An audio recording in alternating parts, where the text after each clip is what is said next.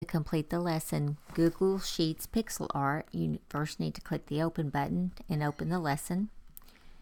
Then the instructions say click on the link below to access the spreadsheet.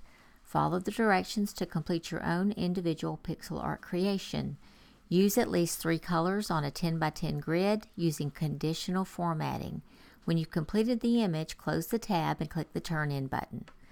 So open the spreadsheet, and here are the instructions right here. It says use the fill color tool, make A1, B1, and C1 3 different colors. So I'm going to click on A1, come up here to the fill color tool, I'll make it red. B1, I'm going to choose a color. C1, I'm going to choose a color. Okay, then it says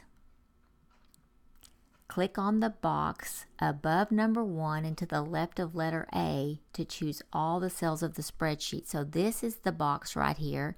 Click on it and it selects all the cells. Then it says click on Format, which is up here in the toolbar, Conditional Formatting. Then right over here, we're going to add a new rule. So format the cells if the text is exactly, and right here we're going to put the letter A, and down here we're going to change the text color to that same red and the fill color to exactly the same color. Then click Add Another Rule. Text is exactly the letter B. That's going to be this color green. The fill color is going to be this color green. Add another rule. Text is exactly C. The text color should be blue and the fill color should be blue. And then we can say done. So there are our rules right there.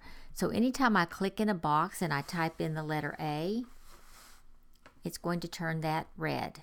If I type in the letter B, it's going to turn that green. And if I type in a letter C, it's going to turn that blue. So now I can complete my picture just by typing in whatever letter I want that square to be. So you're going to continue to do this to draw your own picture.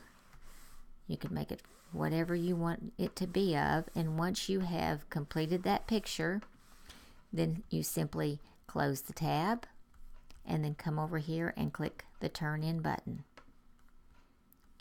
And then, as always, do not forget to sign out of Google Classroom.